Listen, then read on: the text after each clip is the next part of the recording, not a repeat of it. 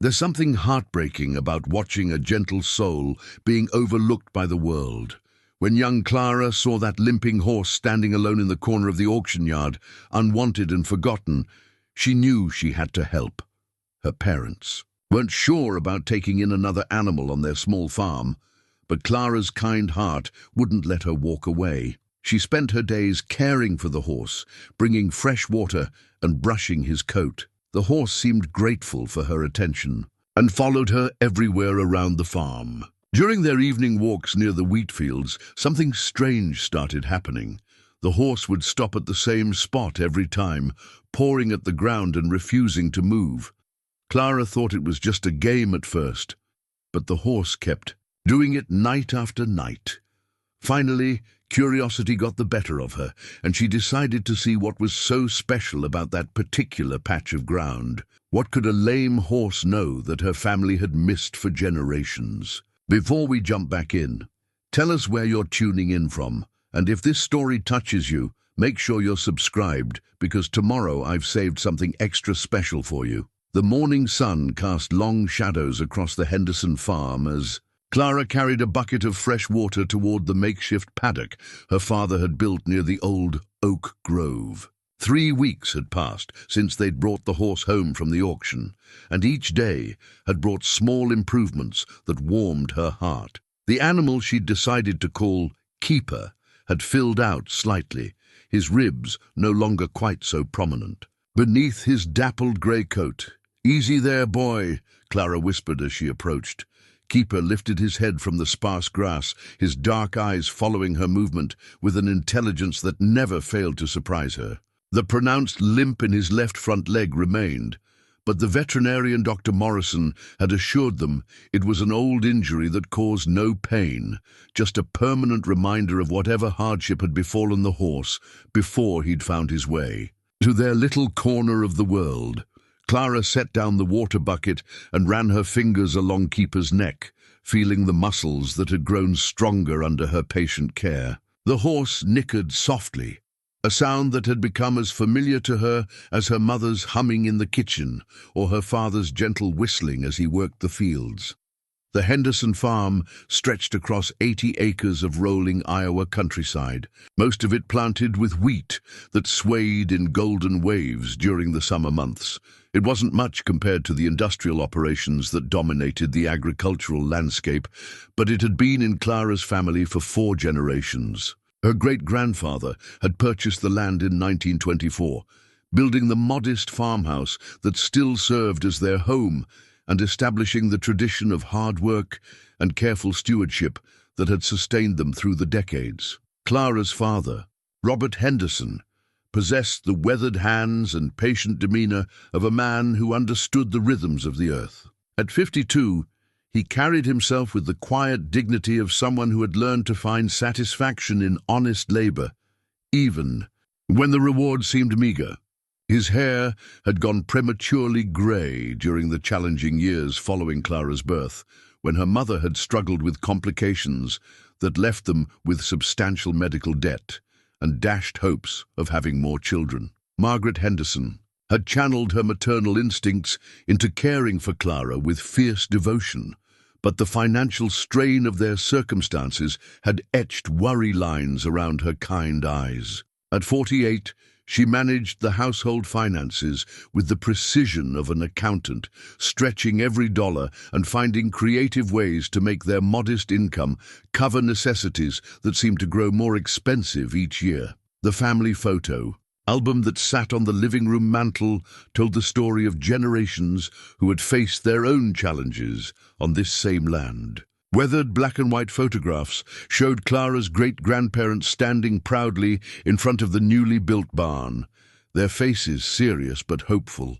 Later pictures captured her grandparents during the difficult years of the Great Depression, their expressions revealing the weight of uncertainty, but also the stubborn determination that had kept the farm in the family. Clara often studied these photographs, particularly during the quiet evening hours when her parents thought she was doing homework. The faces looking back at her seemed to whisper stories of resilience and sacrifice, of dreams deferred but never abandoned. She sensed there were deeper family histories that had been lost over time, oral traditions that had faded with the passing of older relatives who had carried the memories. "Clara, breakfast is ready." Her mother's voice carried across the yard, but Clara took a few more minutes to brush Keeper's coat. The morning ritual had become sacred to her, a time when the demands of school and chores faded into the background, and she could focus entirely on the gentle creature who had become her closest companion. Keeper seemed to understand the rhythms of their daily routine. He would position himself near the fence each morning, waiting patiently for Clara's arrival, with fresh water and the apple slices she saved from her own lunch. During their grooming sessions, he stood perfectly still, occasionally turning his head to nuzzle her shoulder in what felt like gratitude. The most remarkable aspect of their relationship revealed itself during their evening walks. After completing her homework and helping with dinner preparations, Clara would slip a simple rope halter over Keeper's head and lead him along the dirt paths that crisscrossed the property. The horse moved slowly due to his permanent limp, but Clara didn't mind the leisurely pace. These walks had become a form of meditation, a time when she could share her thoughts with someone who listened without judgment. It was during these evening excursions that Keeper's strange behavior had first become apparent. Without fail, when they reached the area near the old oak grove, a cluster of ancient trees that marked the original boundary of the property, Keeper would stop at the same specific spot. He would lower his head and paw at the ground with his good front hoof, sometimes so insistently that small clods of earth would fly in all directions. At first, Clara had attributed the behavior to some interesting scent, or perhaps the presence of small animals underground. But as days turned into weeks, the consistency of Keeper's actions began to puzzle her. He never showed similar behavior anywhere else on the property, and the spot he chose seemed unremarkable, a patch of ground that looked identical to the surrounding area. "What is it, boy?" Clara would ask, crouching down to examine the earth. Where Keeper pawed, "What do you think you're going to find there?" The horse would look at her with those intelligent dark eyes, as if trying to communicate something important that she couldn't quite understand.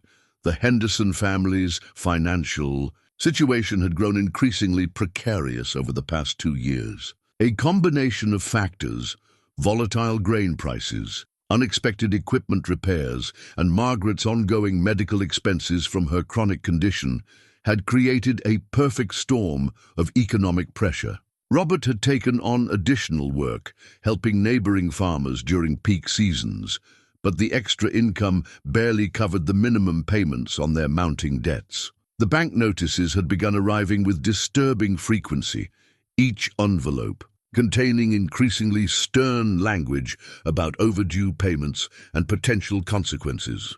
Margaret handled most of the correspondence, filing the letters in a manila folder that grew thicker each month. She tried to shield Clara from the worst of their worries, but 12-year-old Clara was observant enough to notice the hushed conversations that stopped when she entered a room, and the way her parents' faces tightened when the phone rang during dinner. Despite these challenges, neither Robert nor Margaret had questioned Clara's decision to take in the unwanted horse. They understood their daughter's compassionate nature and recognized that caring for Keeper provided her with a sense of purpose that seemed to strengthen her resilience in the face of uncertainty. The neighboring families in their rural community shared similar struggles, creating a network of mutual support that had sustained them through various hardships over the years. The Andersons, whose farm bordered the Henderson property to the north, had offered to share hay when Keeper first arrived. The elderly Kowalski couple, whose children had grown and moved to the cities, occasionally stopped by with vegetables from their garden and gentle inquiries about how everyone was managing. These relationships represented more than mere neighborliness. They embodied a tradition of community cooperation that had deep roots in the agricultural heritage of the region. Clara had grown up understanding that people looked out for each other, that kindness was both given and received without the need for formal accounting. As she made her way toward the house for breakfast, Clara turned back for one last look at Keeper. The horse was standing near the fence line, his attention focused on the area near the oak grove. Even from a distance, she could see the way his ears pricked forward and his body tensed slightly, as if he were listening to something she couldn't hear. "Clara Marie Henderson, your eggs are getting cold." Margaret's voice carried a note of maternal authority that brooked no further delay. Clara smiled at the familiar sound of her full name being invoked, a sure sign that her mother's patience was wearing thin. "Coming, Mom," Clara called back, but she couldn't shake the feeling that Keeper was trying to tell her something important. As she walked toward the house, she made a mental note to spend extra time at the oak grove during their evening walk. Perhaps if she paid closer attention, she might begin to understand what had captured the horse's persistent interest.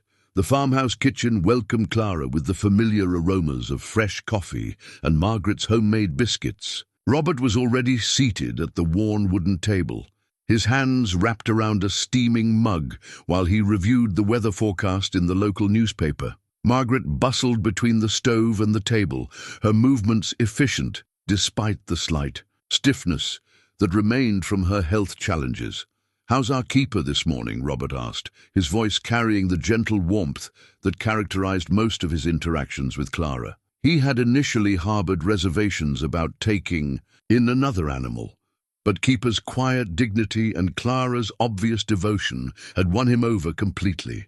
"He's doing well," Clara replied, accepting the plate of scrambled eggs and biscuits her mother placed before her. "Dr. Morrison was right about his leg not causing him pain. He moves around the paddock just fine, and he seems to enjoy our walks." "That horse certainly has taken a shine to you," Margaret observed, settling into her own chair with a cup of tea. "I've never seen an animal respond to someone quite the way Keeper responds to you. It's almost like he understands every word you say." Clara nodded thoughtfully, considering whether to mention Keeper's peculiar behavior near the oak grove. She decided to keep that observation to herself for now, partly because she wasn't sure how to explain it, and partly because she wanted to investigate further before involving her parents in what might turn out to be nothing more than her imagination. The conversation turned to the practical matters that filled their days: Clara's upcoming school project on local history, Robert's plans for the morning fieldwork, and Margaret's appointment with Dr. Phillips to monitor her ongoing treatment. These ordinary discussions provided a comforting structure to their family life, a reminder that despite their financial worries, they remained connected by love and shared purpose. As Clara prepared to leave for school, she glanced out the kitchen window toward the paddock, where Keeper stood silhouetted against the morning sky. The horse appeared to be looking directly at the oak grove, his posture alert and expectant. Clara felt a flutter of curiosity mixed with something that might have been anticipation. "Have a good day at school, sweetheart," Margaret called, as Clara gathered her backpack and lunch. "I will, Mom, and tonight I'm going to take Keeper on an extra long walk. I think he'd like that." Robert looked up from his newspaper with a smile. "Just remember to be back before dark. We don't need you two getting lost out there in those fields." Clara promised to be careful, but as she walked toward the school bus stop, she couldn't stop thinking about the expression she'd seen in Keeper's eyes that morning, an intensity that suggested he was waiting for something, or perhaps someone, to finally understand what he was trying to communicate. The discovery came on a Saturday morning in late September, when the autumn air carried the first hint of winter's approach and the wheat stubble in the fields had turned golden brown.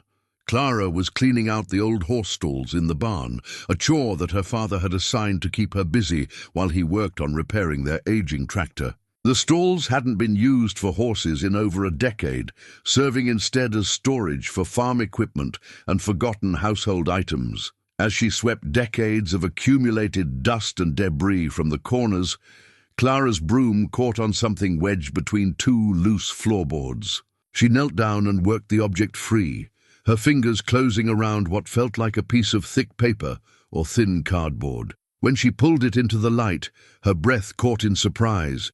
It was a hand-drawn map fragment, roughly torn along one edge, as if it had been separated from a larger document. The paper had yellowed with age and felt brittle between her fingers, but the ink lines remained clearly visible. The drawing showed what appeared to be property boundaries, marked with careful measurements and notations in a handwriting style that seemed old-fashioned. Most intriguingly, there were several X marks scattered across the map, accompanied by symbols that Clara couldn't immediately decipher. "Dad!" Clara called out, her voice echoing through the barn. "Could you come look at something?" Robert emerged from beneath the tractor hood, wiping grease from his hands with an old rag. His expression shifted from mild irritation at being interrupted to curiosity when he saw what Clara was holding. "Where did you find this?" he asked, accepting the map fragment and studying it with growing interest. "It was stuck under the floorboards in the old stall. Look at these markings. Do you think this shows our property?" Robert squinted at the faded lines, turning the paper to catch the light at different angles.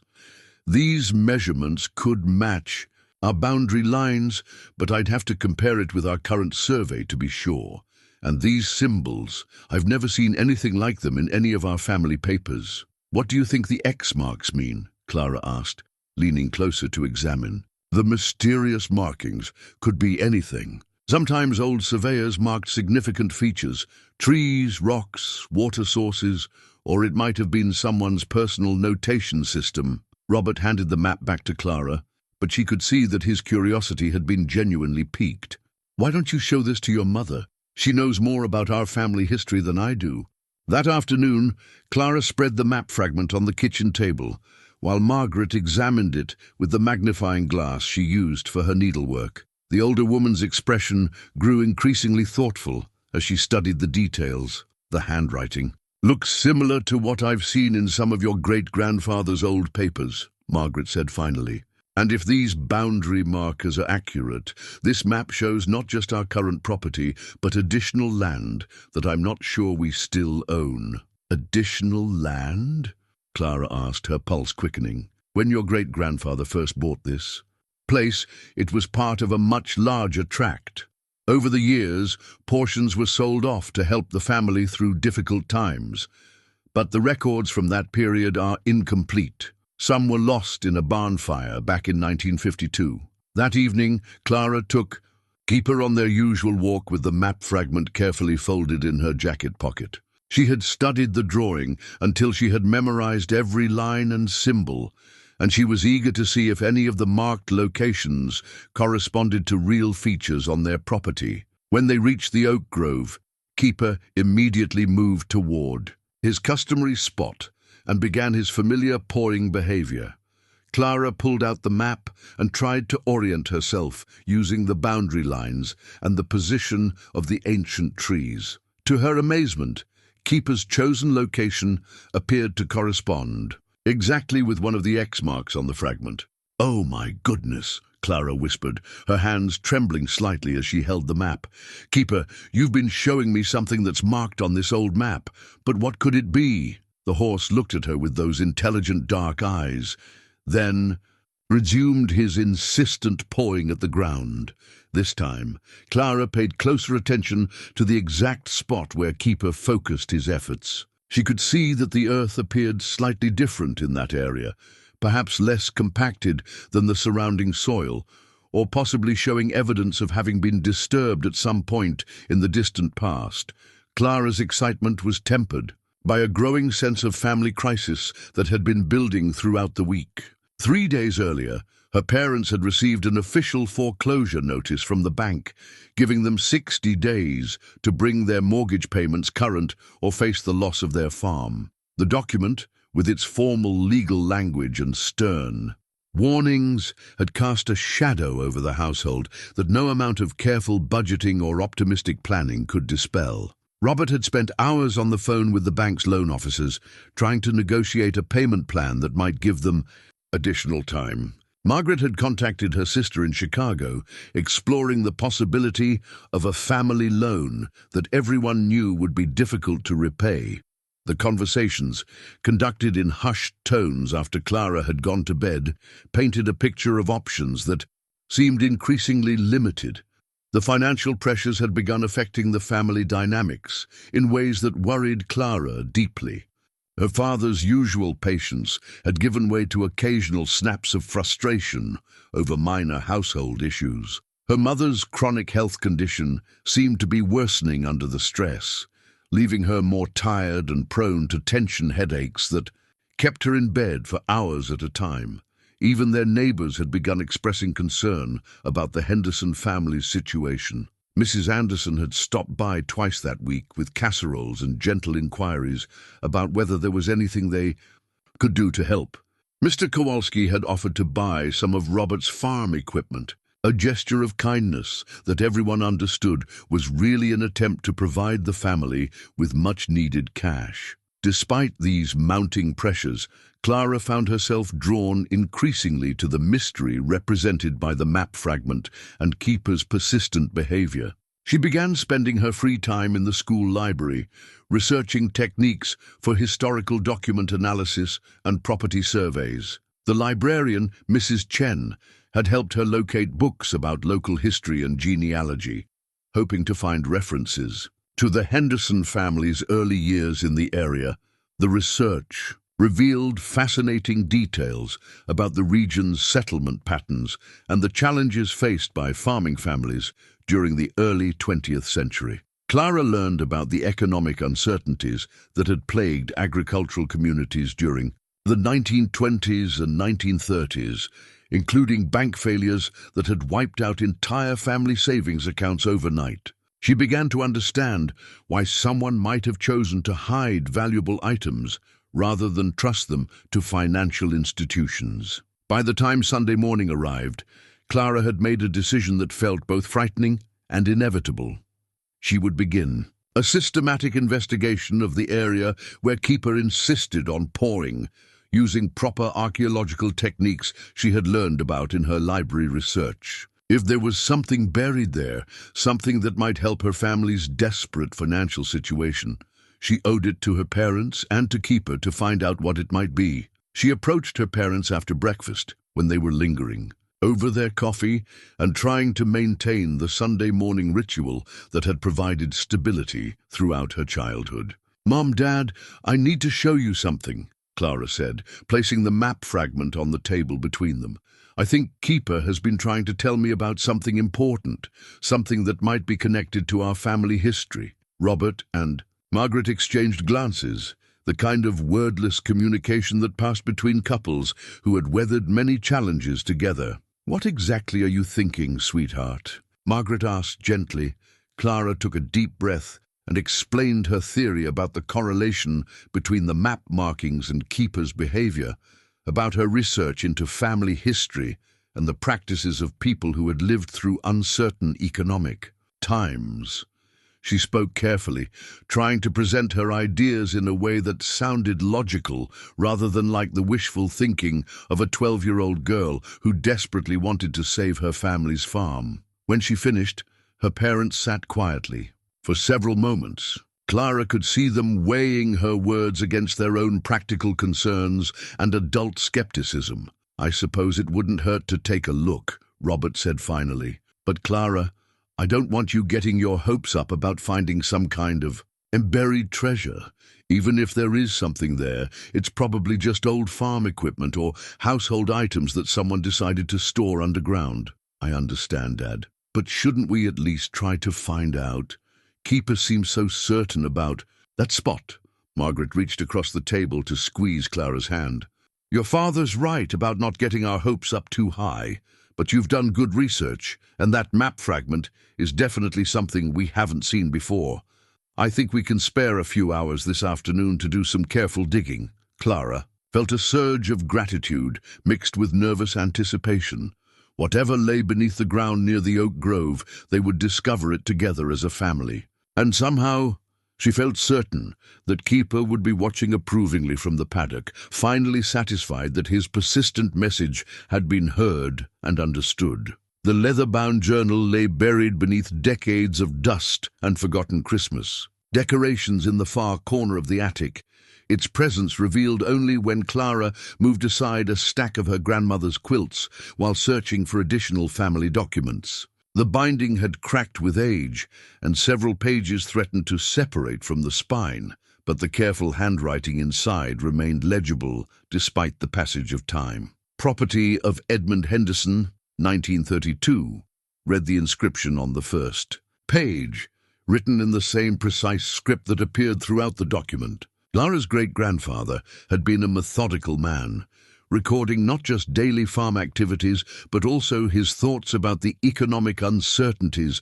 that plagued rural communities during those challenging years. Clara settled cross-legged on the attic floor, using her phone's flashlight to illuminate the pages as she read. Edmund's entries painted a vivid picture of a man wrestling with decisions that would affect generations of his family. References to securing the future appeared repeatedly, along with cryptic mentions of preparations for uncertain times and measures taken to protect what matters most. One entry, dated October 15, 1932, particularly caught Clara's attention. Completed the final arrangements near the old oak stand. Mary worries about the wisdom of such measures, but the bank failures in neighboring counties have convinced me that traditional methods of preservation may prove inadequate. Should circumstances require it, the children will need to remember the significance of the compass bearing and the importance of persistence in the search. Clara's heart raced as she read these words.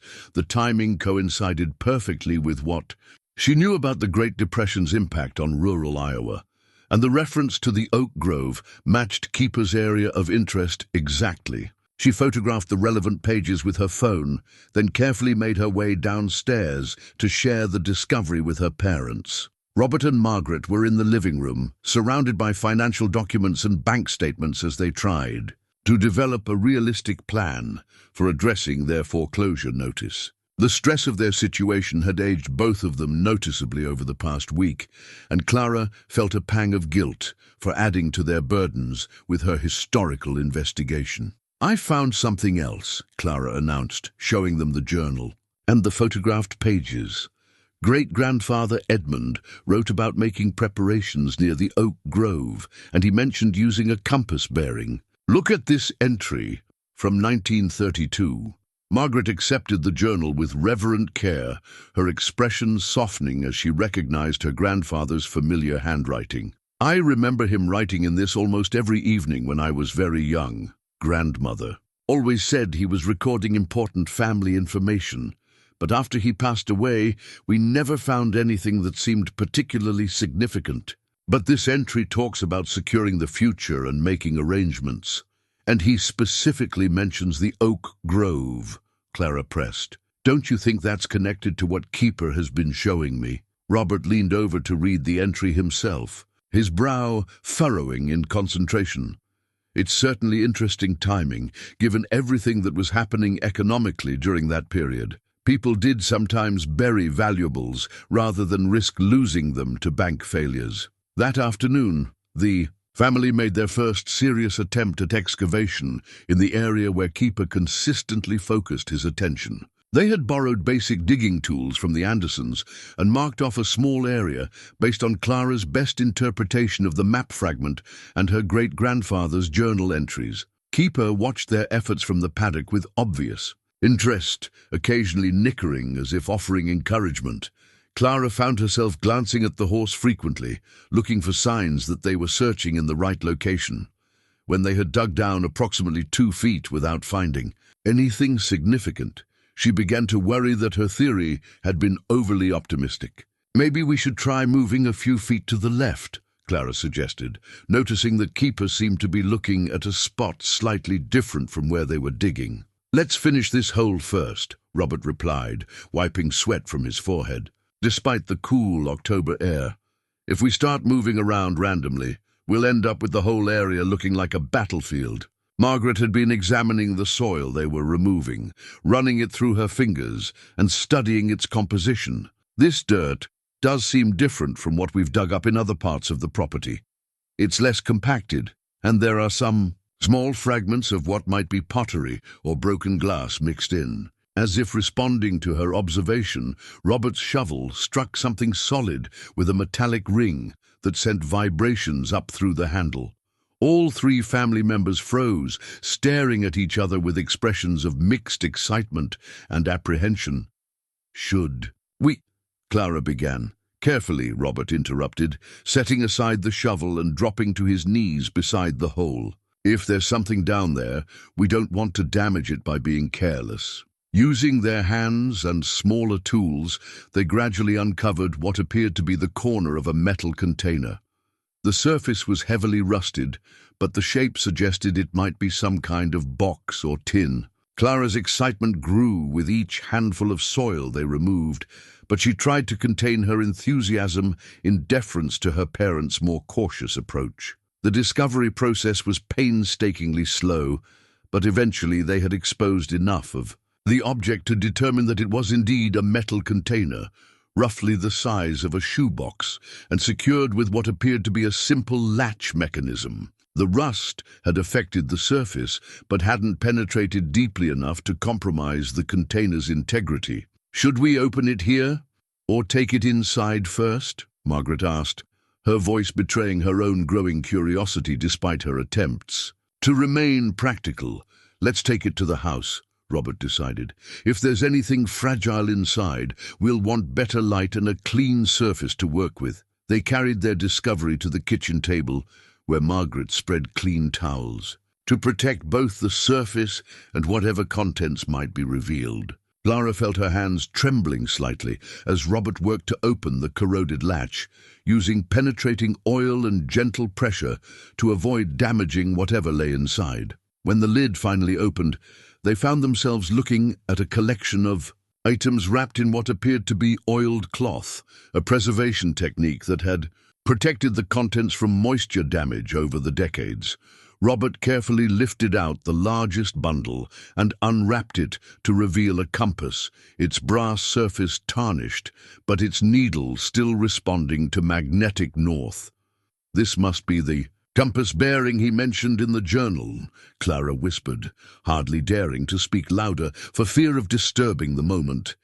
But it was the compass's behavior that truly captured their attention. When Robert set it on the table and allowed the needle to settle, it pointed not toward magnetic north as expected, but toward a spot that appeared to correspond to a different area of the oak grove entirely. "That's not normal compass behavior," Margaret observed, her scientific training from her college years asserting itself.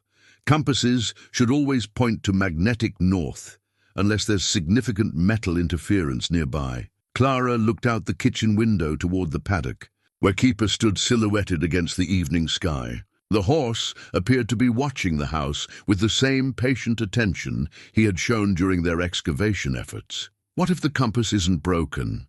Clara suggested quietly. "What if it's pointing towards something else that's buried out? There, something with enough metal content to affect the magnetic field." Robert and Margaret exchanged the kind of look that passed between adults who were beginning to suspect that their daughter's seemingly far-fetched theory might contain more truth than they had initially believed. Saturday morning brought the entire Henderson family to the Oak Grove, armed with better digging equipment borrowed from 3 different neighbors and a renewed sense of purpose that had been missing from their household for months. Robert had measured the compass bearing carefully, marking the indicated direction with stakes and string to ensure they would excavate in the right location. Margaret had prepared a proper archaeological kit based on Clara's library research, including small brushes, a camera for documenting their findings, and plastic containers for storing any artifacts they might discover.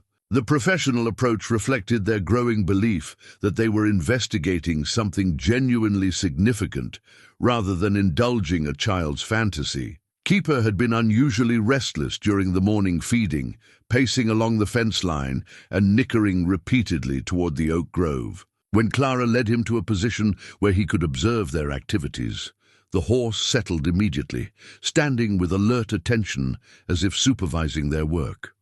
The new excavation site proved different from their initial digging location. The soil composition changed noticeably at a depth of approximately 18 inches, revealing a layer of deliberately placed stones that suggested human intervention rather than natural geological formation. "Someone definitely worked this ground," Robert observed, running his fingers over the carefully fitted stones. "This kind of arrangement doesn't happen by accident." As they carefully removed the stone layer, Clara noticed that Keeper's behavior had intensified. The horse was now shifting his weight from foot to foot, occasionally tossing his head in a gesture that seemed to express impatience or excitement. "He knows we're close to something," Clara said, pausing in her digging to study the horse's body. "Language. Look at how he's watching every move we make." The breakthrough came when Margaret's trowel scraped against something metallic buried beneath the stones. Working with painstaking care, they gradually exposed what appeared to be another container, this one larger than their first discovery and crafted from heavier metal that had better withstood the effects of time and moisture. But it was the object they found lying beside the container that truly captured their imagination. An antique compass, its brass housing green with patina, but its crystal face intact. When Robert lifted it carefully from the soil, the needle swung immediately toward magnetic north and held steady. "Two compasses?" Margaret said, examining the newly discovered instrument. "Why would someone bury two compasses in the same general area?" Clara accepted the antique compass from her father and held it level in her palm. Like its companion from the first container, this compass also exhibited unusual behavior, but instead of pointing toward a different location, its needle oscillated between magnetic north and a bearing that seemed to indicate the exact spot where they were digging. "It's like they're connected," Clara murmured, watching the needle's strange dance between positions. "One compass points away from here, and this one points back." Robert was examining the larger container they had unearthed, noting the sophisticated latch mechanism and the evidence of careful waterproofing. "Your great-grandfather was definitely thinking long-term when he buried these things. This container looks like it could protect its contents for decades." When they finally opened the larger container, they found themselves looking at a collection of items that told a more complex story than any of them had anticipated. Wrapped in multiple layers of oiled canvas were documents, photographs, and several small objects that appeared to have both practical and sentimental value. The documents included what appeared to be property surveys dating from the 1920s, showing boundary lines that differed significantly from their current understanding of the farm's extent. There were also several official-looking papers bearing the seal of the county courthouse, though the specific details would require careful examination under better lighting conditions. But it was one particular photograph that stopped Margaret. In her tracks, a group portrait showing 4 generations of Henderson family members standing in front of the farmhouse, with a notation on the back indicating it had been taken in 1931. In the foreground of the image, clearly visible beside Edmund Henderson himself, stood a horse that bore a striking resemblance to Keeper. "This is impossible," Margaret whispered, studying the photograph with growing amazement. "This horse looks exactly like Keeper, but this picture was taken more than 90 years ago." Clara took the photograph and examined it closely, comparing the horse's markings and build with her memory of Keeper's appearance. The resemblance was indeed remarkable. The same dappled grey coat, the same intelligent expression, even what appeared to be a similar favour for his left front leg. "Maybe it's a bloodline thing," Robert suggested, though his voice carried a note of uncertainty. "Some horse families do maintain very consistent physical characteristics across generations." As they continued examining the contents of the container, Keeper's behaviour became increasingly animated. The horse was now moving back and forth along the fence line, occasionally calling out with the kind of vocalizations Clara had never heard from him before, deep, resonant sounds that seemed to carry emotional significance. "He's trying to tell us something," Clara said, setting down the documents and walking toward the paddock. "Keeper, what is it? What do you want us to understand?" The horse moved directly to the gate and stood waiting, his entire posture conveying urgency and purpose. When Clara opened the gate, Keeper immediately walked past the family's excavation site to a spot approximately 20 yards closer to the largest oak tree. There, he began the same pawing behavior that had first captured Clara's attention, but with an intensity that seemed to reflect the day's discoveries. This time, however, Clara noticed something different about the ground, a slight depression that became more apparent when viewed from the right angle, and what might have been the remnants of deliberately planted markers. "There's more," Clara called to her parents. "Keeper is showing us another location." Robert and Margaret approached with a mixture of exhaustion and curiosity. The morning's excavation had been physically demanding, and they were beginning to feel the cumulative effects of the emotional intensity that had characterized their recent discoveries. But when they saw the area Keeper was indicating, both adults recognized features they had somehow overlooked during their previous visits to the oak grove. The slight ground depression formed a rough rectangle, and several of the smaller trees surrounding it appeared to have been planted in a deliberate pattern rather than growing naturally. "If there are multiple burial sites," Margaret said thoughtfully, "then your great-grandfather was conducting a more extensive preservation operation than we initially imagined. This would have required considerable planning and physical effort." Clara pulled out the compass they had found earlier and held it steady. The needle pointed directly toward the spot where Keeper was pawing, confirming what was beginning to seem like an elaborate system of underground storage locations connected by deliberate navigation aids. As the afternoon light began to fade, the family made the decision to postpone further excavation until the following day. But as they gathered their tools and carefully secured the items they had discovered, Clara felt certain they were participating in something that went far beyond a simple treasure hunt. Keeper followed them back toward the house, his gait more relaxed than it had been all day. For the first time since Clara had known him, the horse seemed satisfied with their understanding of his message.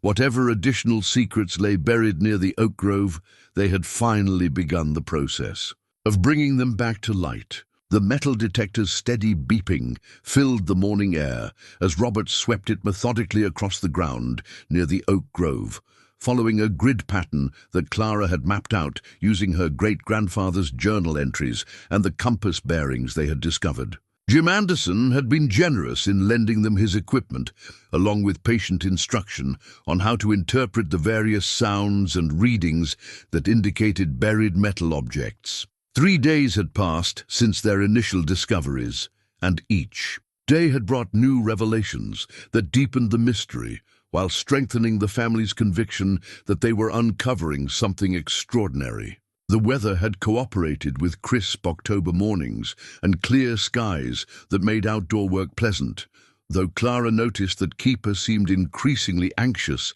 as their investigation expanded. "Strong signal here," Robert announced, marking the spot with a bright orange flag.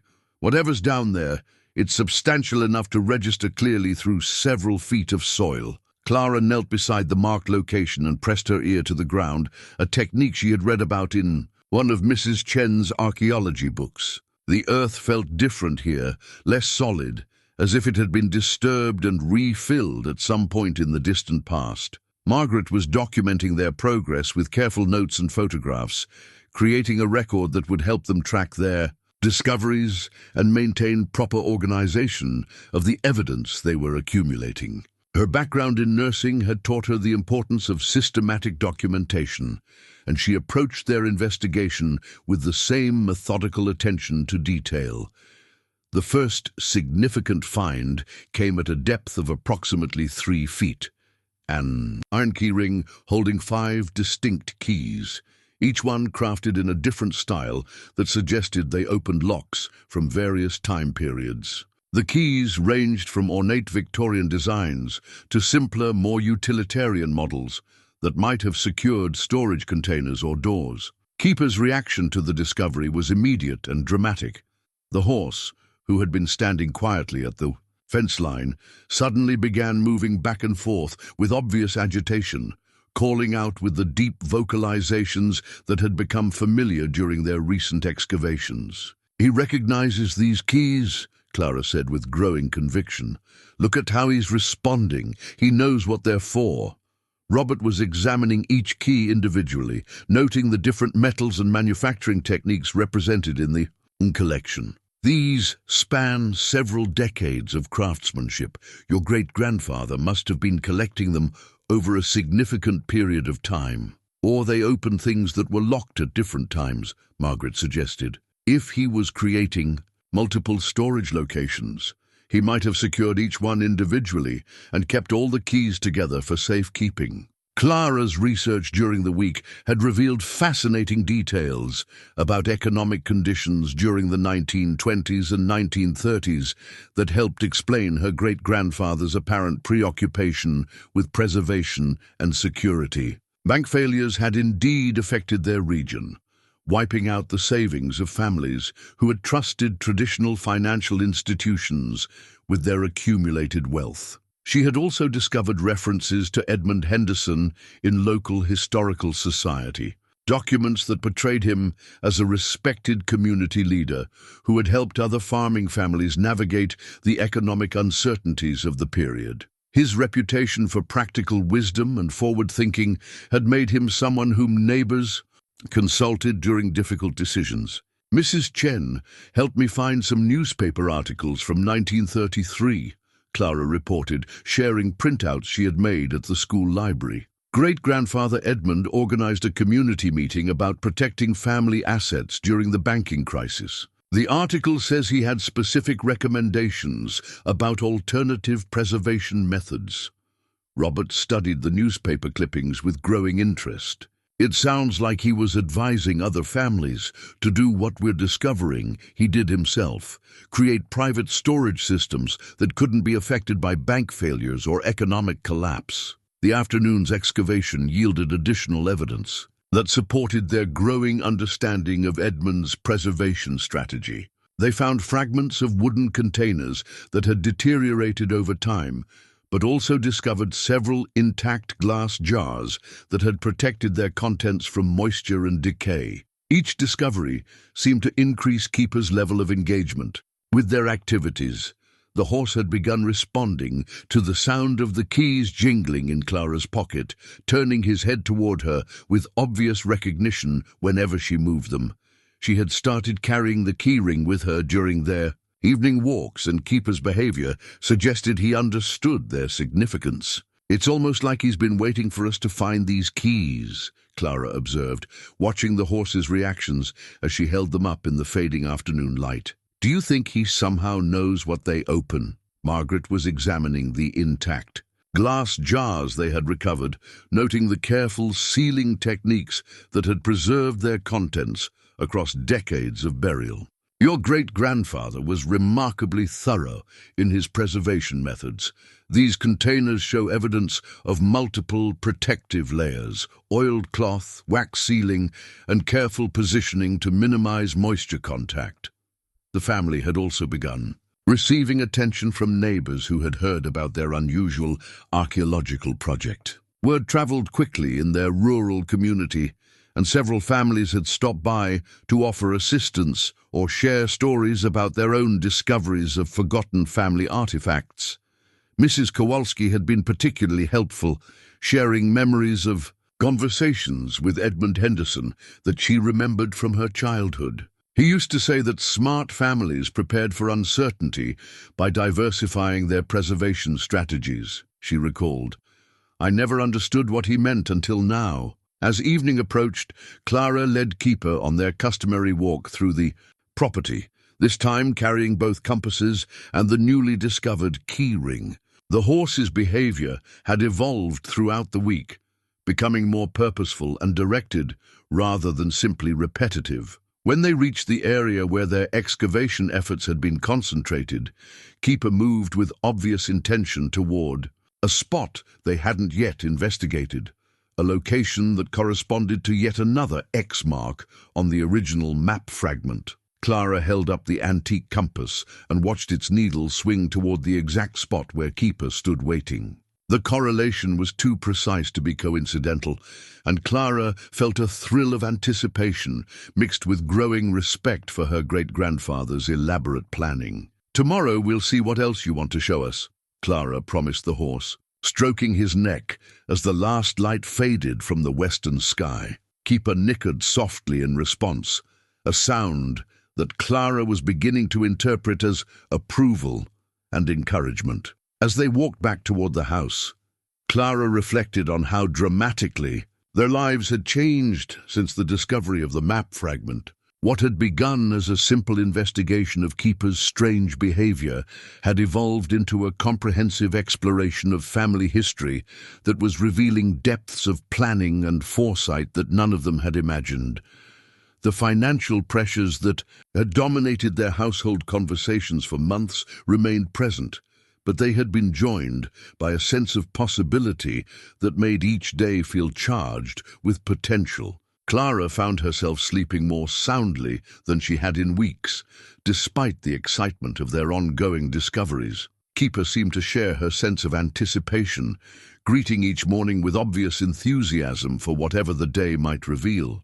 The horse's transformation from a broken, unwanted animal to an active participant in their family's adventure had been as remarkable as any of the treasures they were uncovering from the ground. The glass jar emerged from the earth like a message from the past, its contents protected by the same meticulous preservation techniques that had characterized all of Edmund Henderson's underground arrangements. Clara held her breath as her father carefully removed the rubber gasket that had sealed the container, revealing rolled documents that appeared to have survived their long burial in remarkable condition. Margaret spread the papers on a clean cloth they had brought for examining, delicate artifacts, using extreme care to avoid damaging materials that might crumble at the slightest rough handling. The documents appeared to include official certificates, handwritten letters, and what looked like currency from different time periods. "These are bank certificates," Robert said, his voice filled with amazement as he examined the first document. "Savings bonds, investment certificates, and what appears to be documentation for precious metals holdings." Clara leaned closer to study the papers, trying to understand the financial instruments her great-grandfather had chosen to preserve. The amounts recorded on the certificates seemed substantial, even accounting for the different monetary values of the 1930s. "Look at the dates," Margaret pointed out. "These span several years, from 1929 through 1935. He was systematically converting assets and storing the documentation underground during the worst years of the economic crisis. The currency collection was equally fascinating, including silver, certificates and gold-backed notes that had been withdrawn from circulation decades ago. Clara recognized some of the bills from history textbooks, but seeing them in person, crisp and well-preserved despite their age, made the economic history of the period feel immediate and personal. Keeper's response to the discovery of the glass jar had been immediate and pronounced. The horse had calmed visibly once they brought the container into the open, standing peacefully at the fence as if his urgent mission had been accomplished. Clara found his behavior deeply moving, as if the animal had been carrying the weight of family secrets for longer than any of them had realized. "Dad, look at this letter," Clara said, carefully unfolding a piece of paper that bore Edmund's familiar handwriting. "It's addressed to future generations of our family." Robert accepted the letter and read aloud. "To my descendants who may discover these preparations, the economic uncertainties of our time have convinced me that traditional methods of financial security may prove inadequate for protecting our family's future. These certificates and currency represent years of careful saving and strategic planning, intended to provide security when conventional systems fail. I have arranged these materials in multiple locations to ensure their preservation and discovery by family members who demonstrate the patience and wisdom necessary to understand their significance." The letter continued with specific instructions. for locating additional storage sites, using the compass system and natural landmarks that would remain stable across generations. Edmund had clearly anticipated that his descendants might need to access these resources during their own times of crisis, and he had designed the preservation system to be discoverable by someone who possessed both determination and the right. In kind of guidance, Clara's family attorney, David Richardson, arrived that afternoon to examine their discoveries and provide guidance about the legal implications of finding financial instruments buried on their own property. Richardson had been the Henderson family's legal counsel for over 20 years, handling everything from property transfers to estate planning with the quiet competence that characterized small-town legal practice. These documents appear to be legitimate, Richardson confirmed after careful examination. Bank certificates from this period were often issued in bearer form, meaning they belong to whoever possesses them. The precious metals documentation would need verification with the relevant institutions, but the preservation quality suggests they're likely still valid. Clara felt a surge of hope as she listened to the attorney's assessment. The financial value of their discoveries might indeed be sufficient to address their current crisis. But she was equally excited by the evidence of family planning and foresight that the documents represented. Keeper seemed to understand the significance of the attorney's visit, approaching the fence line when Richardson examined the materials, and nickering softly as if offering his own confirmation of their authenticity. Clara had begun to think of the horse as a living link to her family's past, a creature whose instinctive knowledge bridged the gap between generations. That evening, as Clara and Keeper took their customary walk through the property, she carried both compasses and tried to understand the navigation system her great-grandfather had created. The antique compass continued its unusual behavior, pointing toward locations that corresponded to X marks on the map fragment, while the more modern compass maintained its steady bearing toward magnetic north. "You know where everything is buried, don't you?" Clara asked the horse, scratching behind his ears in the spot he particularly enjoyed. "Somehow you remember, or your family remembered, and you've been trying to help us find what great-grandfather Edmund left for us." Keeper's response was a gentle nicker and a subtle movement toward another area of the oak grove, a spot they hadn't yet investigated, but that Clara now suspected held additional secrets. The horse's patience with their slow human understanding seemed infinite, but Clara could sense his eagerness to complete whatever mission he had been carrying out since his arrival at their farm. The financial pressure that had dominated her parents' conversations for months was beginning to ease, replaced by cautious optimism about their ability to resolve their current difficulties. But Clara understood that their discoveries represented more than temporary financial relief. They revealed a family tradition of planning and sacrifice that connected her to ancestors she had never known. As they walked back toward the house, Clara noticed her parents standing together on the front porch, their body language relaxed in a way she hadn't seen for months. Margaret was leaning against Robert's shoulder while they watched the sunset paint the wheat fields in shades of gold and amber, and Clara could see that some of the worry lines had begun to soften around her mother's eyes. The transformation in her family's circumstances felt almost miraculous.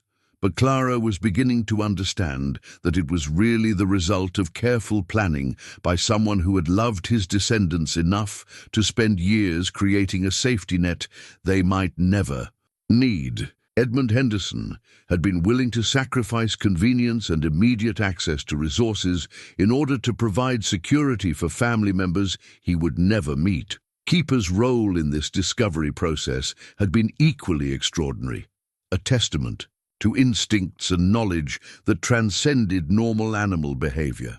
Clara was convinced that the horse's arrival at their farm had been guided by something deeper than coincidence, though she wasn't sure she could explain her conviction to anyone who hadn't witnessed Keeper's remarkable demonstrations of purpose. The entrance to the underground cellar revealed itself gradually as they removed layers of carefully arranged stones and wooden planks that had concealed it for nearly a century. What they had initially assumed to be another buried container turned out to be something far more ambitious.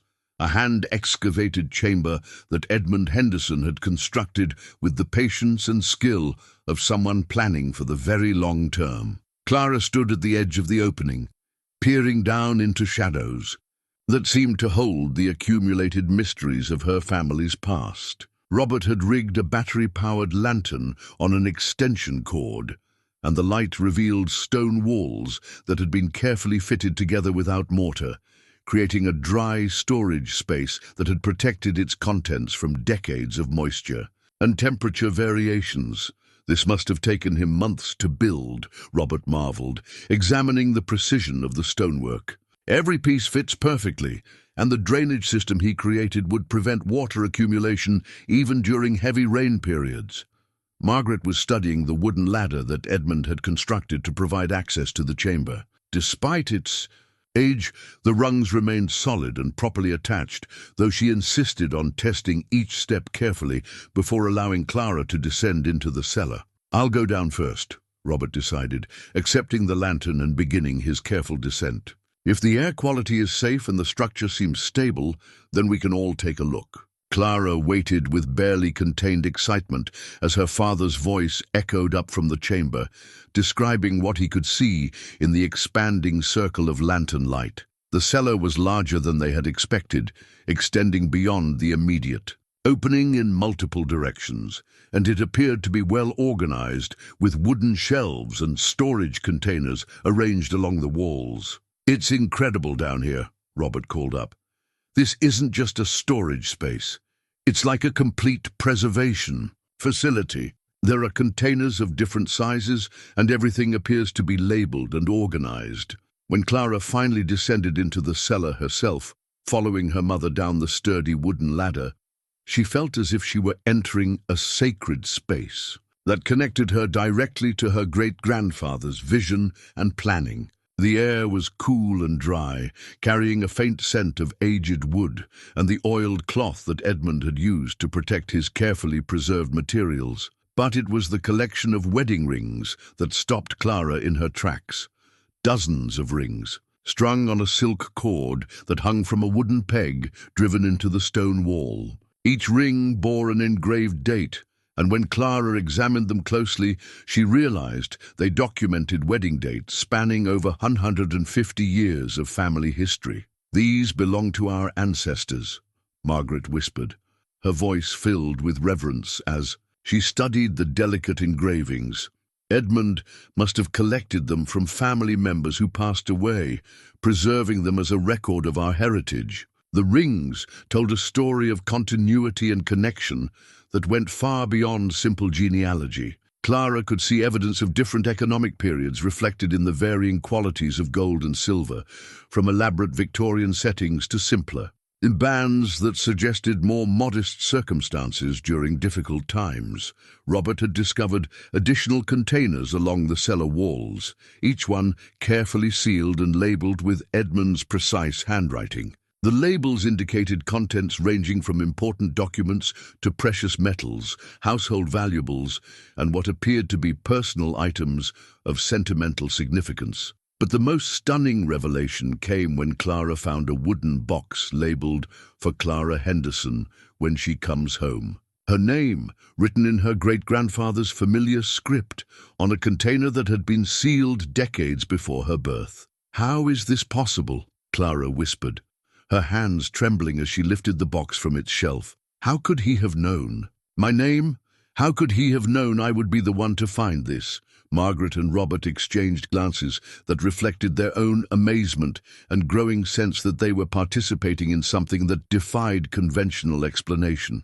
The evidence of Edmund's foresight had been accumulating throughout their investigation, but this direct personal connection to Clara felt like confirmation of planning that transcended normal human capabilities. Inside the box, labeled with Clara's name, they found documents that revealed the most extraordinary aspect of their discovery. Edmund Henderson had not only preserved financial assets for future generations, He had maintained detailed breeding records for a line of horses that he had specially developed for their intelligence and intuitive abilities.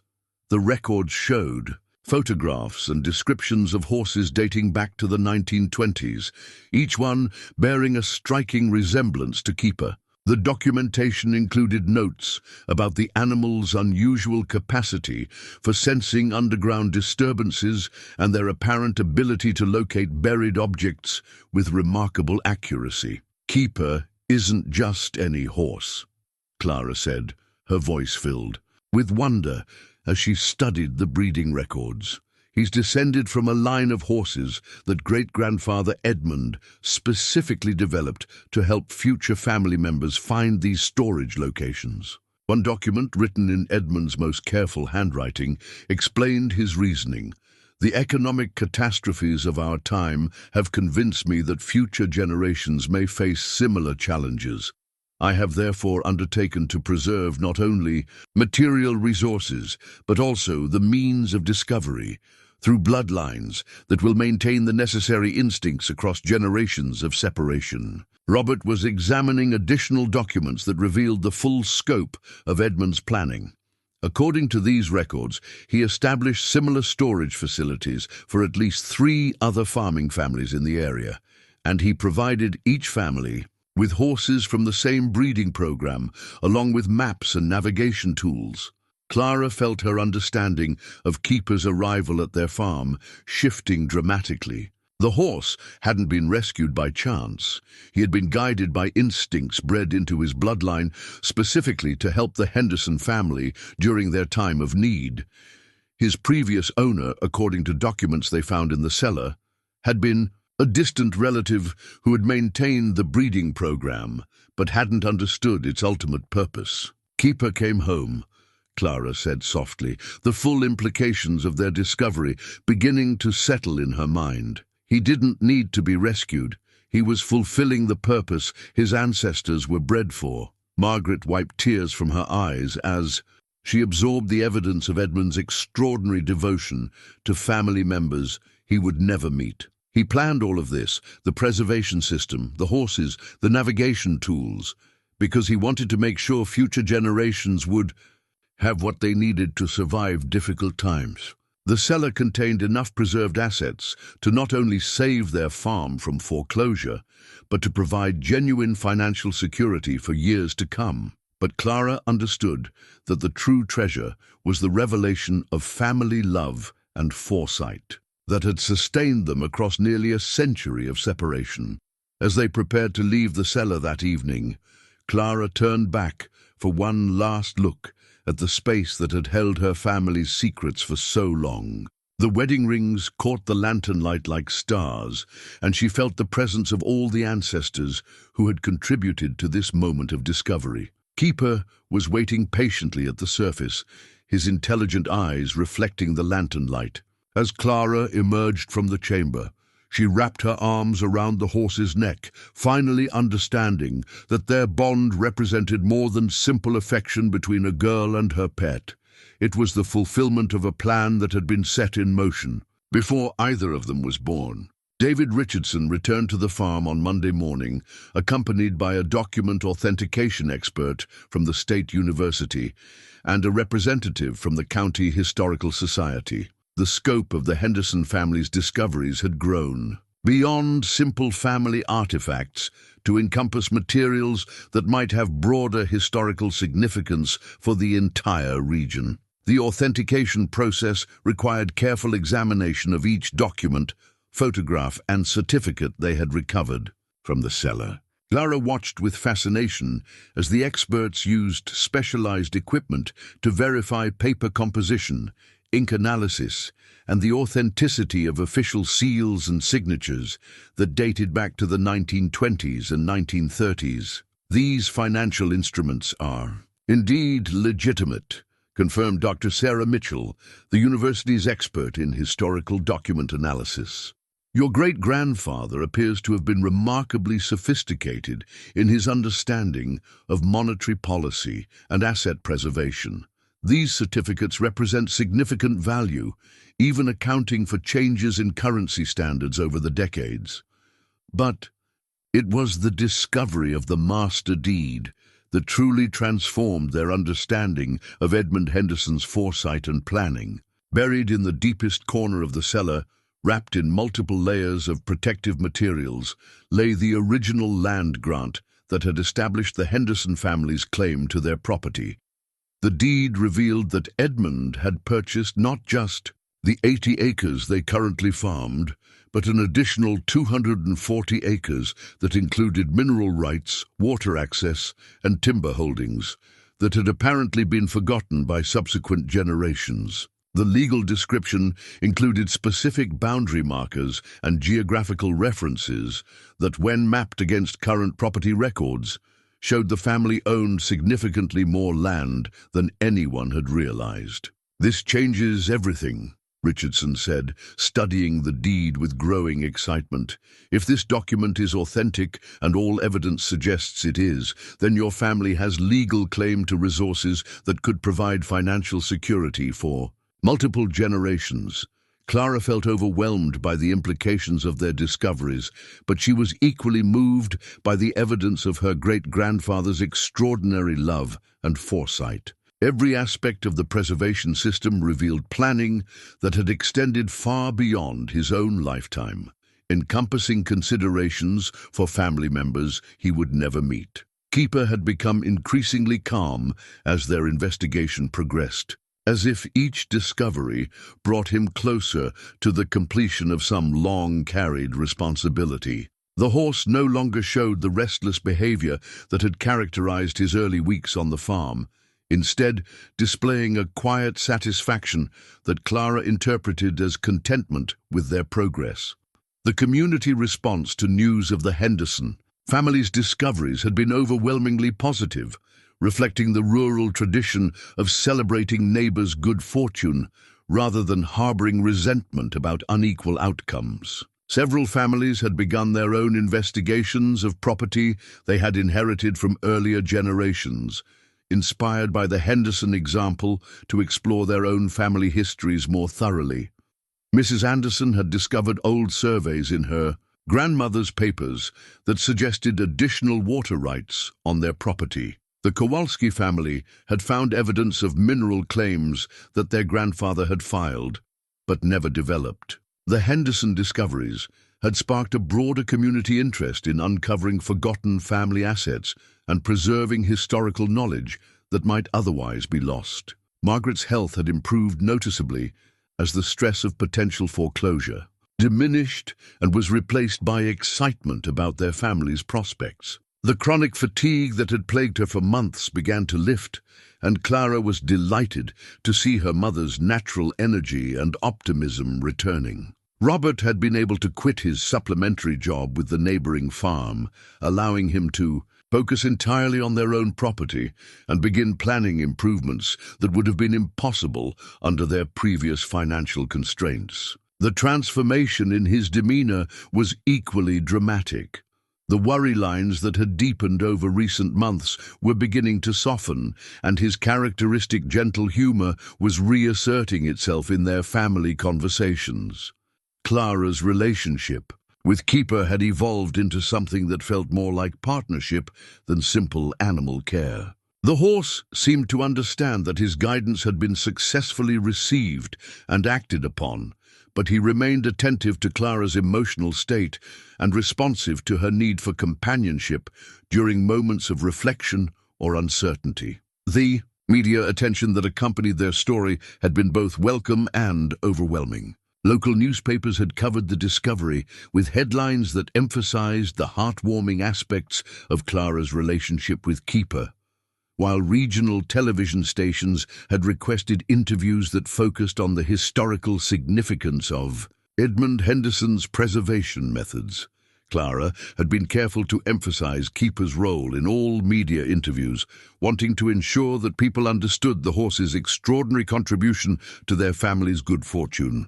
She felt protective of Keeper's reputation and determined that his intelligence and intuitive capabilities should be properly recognized rather than dismissed as coincidence. The family had also begun receiving inquiries from historians and genealogists, who were interested in studying Edmund Henderson's preservation techniques and documenting his methods for potential application by other families facing similar challenges. Clara was proud that her great-grandfather's wisdom might help other people, but she was also protective of their family's privacy during such a transformative period. Dr. Mitchell had requested permission to include the Henderson discoveries in her research about Depression-era asset preservation strategies, emphasizing the innovative aspects of Edmund's approach and the successful intergenerational transfer of resources he had achieved. Clara felt honored that their family's story might contribute to historical understanding while helping other families learn from Edmund's example. As the week progressed, Clara found herself spending increasing amounts of time in the cellar, studying the careful organization that characterized Edmund's preservation system. She was developing a deep appreciation for the thoughtfulness that had gone into every aspect of the underground chamber, from the strategic placement of different types of materials to the backup systems he had created to ensure important information would remain accessible. The evening walks with Keeper had taken on new significance as Clara began to understand the geographical relationships between the various storage locations. The horse's knowledge of the property extended beyond the cellar itself to include familiarity with boundary markers, water sources, and natural landmarks that Edmund had incorporated into his navigation system. "Tomorrow we're going to explore the eastern boundary," Clara told Keeper as they stood together near the oak grove in the gathering dusk. "The master deed shows mineral rights that extend much further than anyone realized, and I think you might know where the boundary markers are located."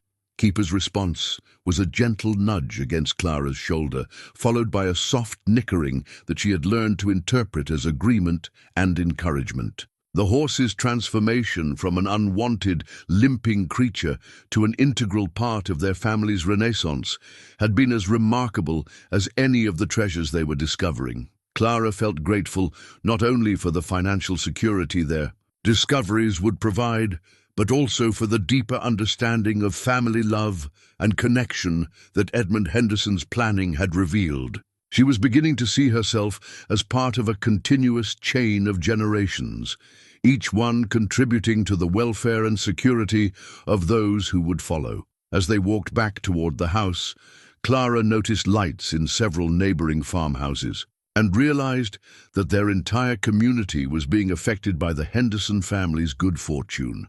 The evidence that careful planning and mutual support could provide security during difficult times was inspiring other families to strengthen their own preservation strategies and deepen their connections to local history and community resources. The day of the official public announcement arrived with unseasonably warm weather that brought reporters, historians, and curiosity seekers from across the state to the Henderson farm. Clara had spent the morning helping her parents prepare for what would be the largest gathering their property had ever hosted, setting up displays of their most significant discoveries while keeping the most precious items safely secured. Margaret had insisted on treating the occasion as a celebration, rather than a mere press conference, preparing refreshments that reflected their family's hospitality traditions and ensuring that neighbors who had supported them throughout their investigation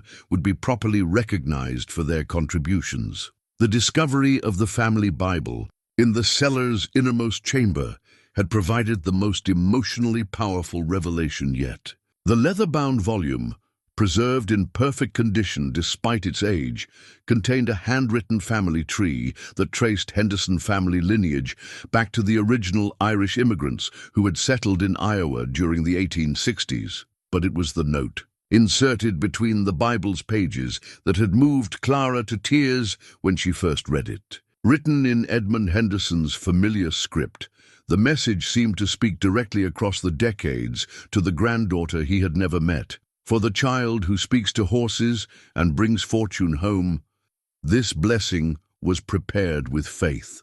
That love transcends time and wisdom passes between generations. Clara had found the note the previous evening while making final preparations for the public announcement. The phrase, "child who speaks to horses," had seemed to describe her relationship with Keeper so perfectly that she had initially wondered whether she was misreading her great-grandfather's faded handwriting. How could he have known? Clara asked her mother as they stood together examining the biblical note. How could he have written about speaking to horses when he couldn't possibly have known about Keeper or about my connection with animals? Margaret had studied the handwriting carefully, comparing it with other examples of Edmund's penmanship from the same time period. The paper and ink are consistent with everything else we've found from the 1930s. There's no question that he wrote this decades before you were born. Dr. Patricia Williams, the genealogist who had volunteered to trace the Henderson family history, had spent 3 days documenting the connections between Clara's immediate family and the ancestors represented in Edmund's preservation system. Her research had revealed a pattern of individuals in each generation who seemed to possess unusual intuitive abilities, particularly in relation to animals and natural phenomena. Your family tree shows recurring references to family members who were known for their ability to work with difficult animals, Dr. Williams explained to Clara. It appears that your great-grandfather recognized this as a hereditary trait that might be useful for implementing his preservation strategy. The morning's events had attracted attention from the County Historical Society, which was eager to document Edmund Henderson's preservation techniques for their permanent archives. Clara was pleased that her great-grandfather's wisdom would be preserved and potentially helpful to other families, but she remained protective of the more personal aspects of their discoveries. Keeper's role in the day's celebration had been carefully planned to honor his contribution, while respecting his comfort with crowds and unfamiliar activity. Clara had decorated his halter with ribbons that reflected the celebratory nature of the occasion, and she had prepared remarks that would ensure people understood the horse's intelligence and purpose rather than dismissing his behavior as coincidental. As the formal presentation began, Clara found herself standing before a crowd that included not only reporters and officials, but also neighbors who had become extended family during their months of investigation. Mrs. Anderson and Mr. Kowalski had places of honor in the front row, along with Dr. Morrison and other community members who had provided practical support throughout their discovery process. My great-grandfather Edmund Henderson understood that families need more than just financial resources to survive difficult times, Clara began, her voice carrying clearly across the assembled crowd. He created a system that preserved not only material wealth, but also knowledge, connections, and the means for future generations to access what they would need during their own challenges. Clara went on to describe Keeper's role in guiding their investigation, emphasizing the horse's intelligence and the deliberate breeding program that Edmund had established to ensure future family members would receive the guidance they needed. She could see skepticism in some faces, but the physical evidence of their discoveries provided compelling support for even the most extraordinary aspects of their story. When Clara introduced Keeper to the crowd, the horse responded with the quiet dignity that had characterized his behavior throughout their investigation. He allowed strangers to approach and photograph him without showing stress or anxiety, as if he understood that public recognition was part of completing the mission he had been bred to fulfill.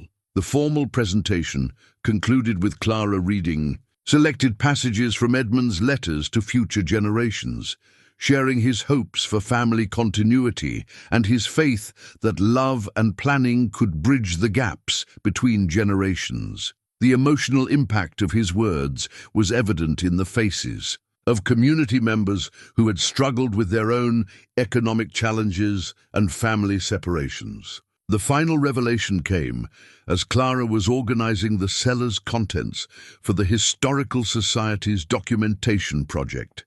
Hidden behind the wooden shelves in the chamber's deepest recess, she discovered a small metal box that had escaped their earlier investigations. The container was secured with one of the keys from Edmund's collection, and when Clara opened it, she found herself looking at a locket that contained her own baby photograph. The impossibility of the discovery left Clara momentarily speechless. She was holding a locket that contained a picture taken 12 years ago, found in a chamber that had been sealed since the 1930s. The contradiction challenged everything she thought she understood about time, causality, and the limits of human foresight. Attached to the locket was a note in Edmund's handwriting that provided the final piece of their extraordinary puzzle. For Clara Henderson, placed here on the day of her birth with gratitude for the completion of our family's circle. The horses remember what we forget, and love transcends the boundaries we imagine separate us. Margaret found Clara sitting in the cellar, holding the locket and crying softly as she tried to process the implications of Edmund's message. The emotional weight of discovering such personal evidence of connection across time had overwhelmed Clara's usual composure. "He knew you before you were born," Margaret said gently, settling beside Clara on the cellar floor. "Somehow, in ways we can't fully understand, he recognized that you would be the one to complete what he had started." Clara nodded through her tears, feeling the weight of generations of family love and sacrifice that had culminated in her relationship with Keeper and their recovery of Edmund's preserved legacy. The locket seemed to pulse with warmth in her hands, as if it carried not just a photograph, but also the accumulated hopes of all her ancestors. Robert's voice echoed down from the surface, calling them to witness something extraordinary happening in the paddock.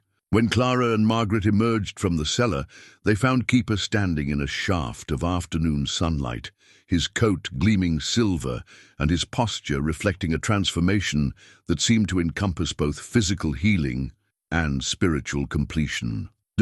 Horse's limp had disappeared entirely, and he moved with the fluid grace of an animal in perfect health. Dr. Morrison, who had arrived to check on Keeper's condition, stood watching with obvious amazement as the horse demonstrated mobility that seemed impossible given his previous injury. "I've never seen anything like this in 30 years of veterinary practice," Dr. Morrison admitted, shaking his head in wonder. The X-rays from last month showed clear evidence of old bone damage that should have caused permanent lameness. But watching him now, I can't detect any sign of impairment.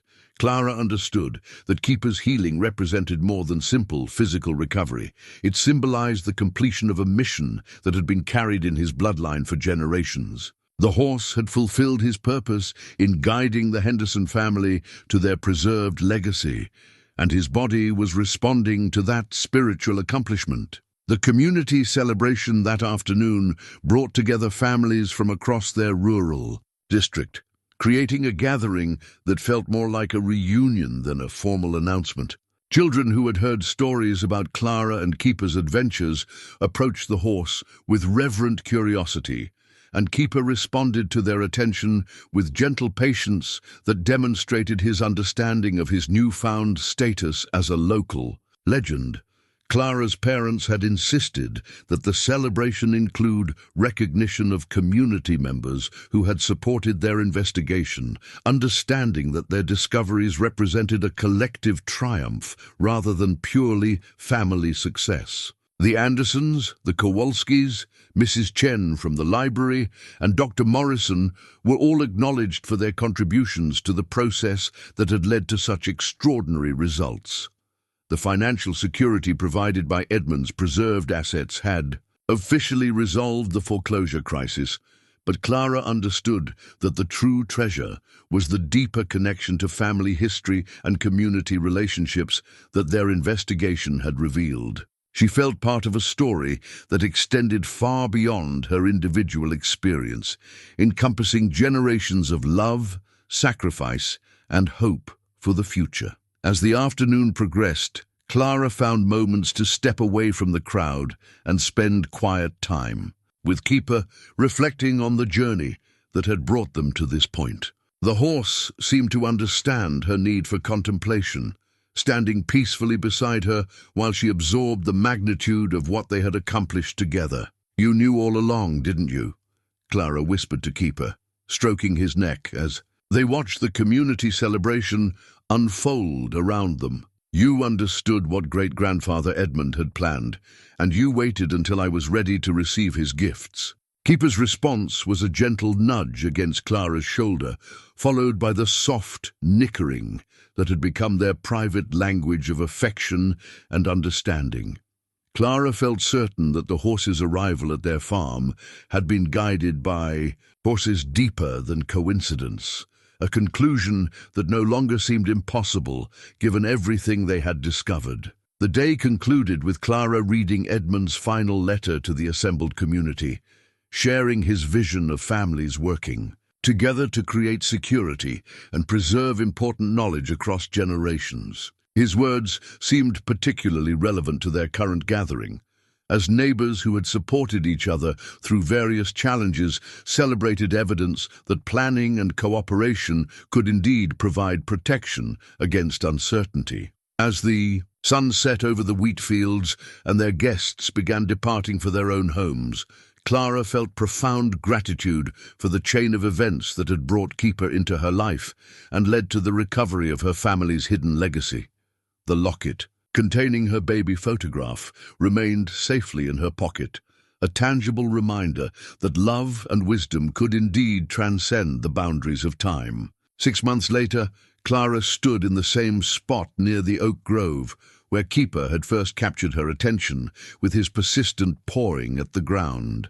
The spring morning was filled with the sounds of new life, birds singing in the ancient trees, the distant lowing of cattle in expanded pastures, and the gentle whinnying of foals who had been born to mares bred with Keeper over the winter months. The transformation of the Henderson farm had been remarkable but carefully managed, reflecting the family's commitment to honoring Edmund's vision while building sustainably for the future. The additional acreage revealed by the master deed had been restored to productive use, planted with diverse crops that would provide both economic security and environmental benefits for the surrounding area. Clara's parents had established the Edmund Henderson Family Foundation, using a portion of their recovered assets to provide interest-free loans for neighboring families facing financial difficulties. The foundation also funded agricultural education programs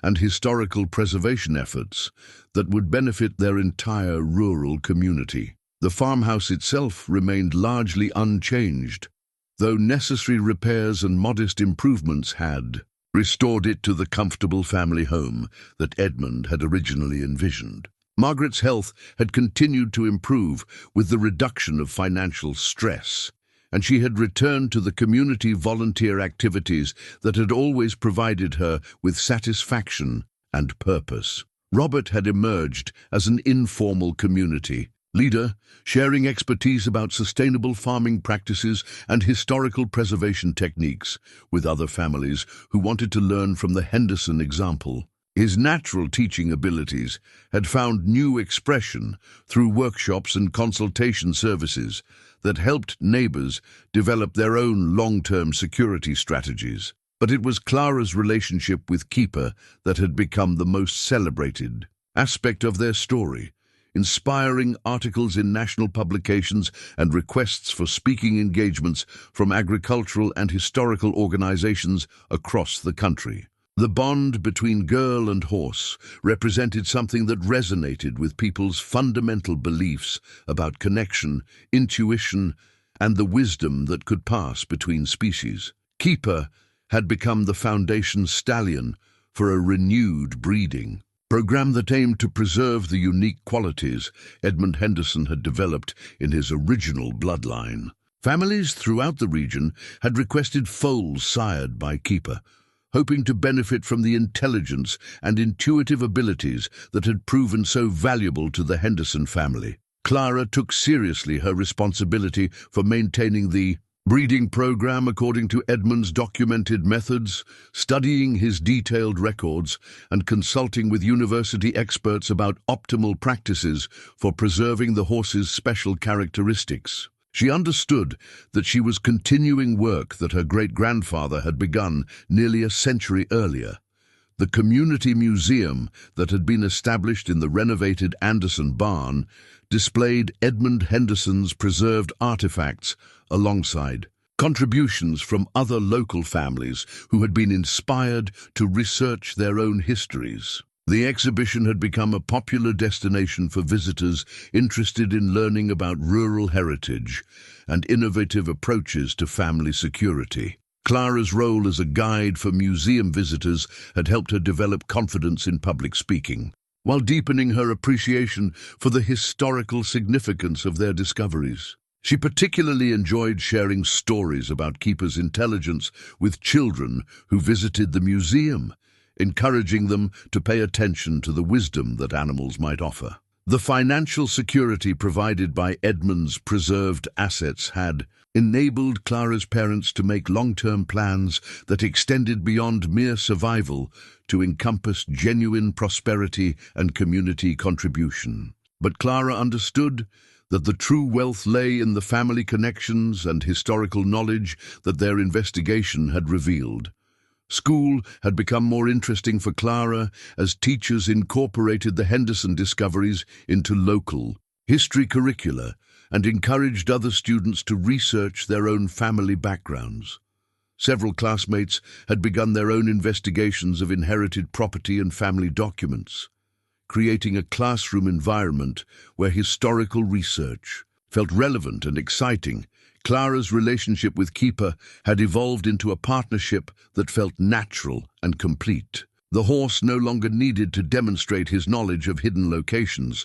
His purpose had been fulfilled, and he could simply enjoy being a beloved member of the Henderson family while contributing to the continuation of his remarkable bloodline. Dr. Morrison's documentation of Keeper's healing had attracted attention from veterinary schools and animal behavior specialists who were interested in studying the connections between psychological stress, physical health, and purpose fulfillment in horses. Clara was proud that Keeper's story might contribute to better understanding of animal intelligence and emotional needs. As Clara walked through the wheat fields that morning, she reflected on how dramatically her life had changed since that first day when she had noticed a limping horse being ignored at the auction. The transformation felt miraculous, but she now understood it as the result of love, planning, and faith that had been planted generations before her birth. The new family portrait that would replace the old one on their living room mantel had been taken the previous week, showing Clara, her parents, and Keeper standing together in front of the restored farm buildings. The photographer had captured not just their physical appearances, but also the sense of contentment and security that characterized their current circumstances. Clara knew that future generations of her family would study that photograph just as she had examined the old pictures of her ancestors, looking for clues about the people who had come before them and the decisions that had shaped their inheritance. She felt a deep responsibility to continue Edmund's tradition of planning and preservation for family members she would never meet. The evening walk with Keeper through the familiar paths had become a time for reflection and gratitude rather than investigation and discovery. Clara used these quiet moments to process the magnitude of their transformation and to consider her responsibilities as the inheritor of Edmund Henderson's extraordinary legacy. Keeper seemed to understand that their adventure had reached its natural conclusion, but his contentment didn't diminish his affection for Clara or his engagement with daily farm activities. If anything, the horse appeared more relaxed and playful than he had been during the intense weeks of discovery, as if he could finally enjoy being a horse rather than carrying the weight of family secrets. As they stood together near the oak grove in the gathering dusk, Clara wrapped her arms around Keeper's neck and whispered her thanks for his guidance, his patience, and his willingness to wait as long as necessary for her to understand his message. The horse nickered softly in response, a sound that Clara would always associate with the moment when her family's destiny had been transformed by the recognition that some treasures are discovered not through searching, but through learning. To listen to the wisdom that surrounds us every day. The stars were beginning to appear in the darkening sky as Clara and Keeper made their way back toward the house, where warm light glowed in the kitchen windows, and her parents waited with the quiet satisfaction of people who had discovered that love, properly tended, could indeed transcend time and create security that would last for generations.